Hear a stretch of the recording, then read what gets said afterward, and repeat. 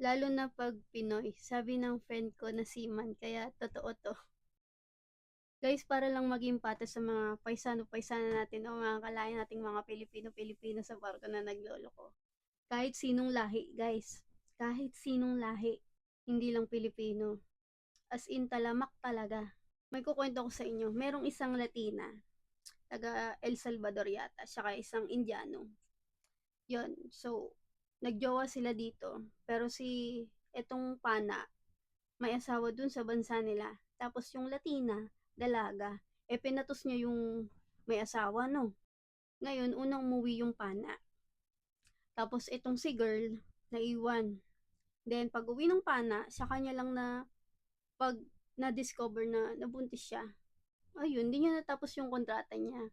Tapos, wala rin daw siyang balak sabihin dun sa pana, dun sa tatay ng dinadala niya na ayun nga, nagbunga yung ginawa nila kasi nga may asawa dun sa bansa nila yung lalaki. Kaya, hindi niya na rin hinabol. Kaya sa mga Pinay dyan, ako, mag-ingat-ingat kayo sa mga pinapatos nyo. Patusin nyo na yung binata, wag lang yung may asawa.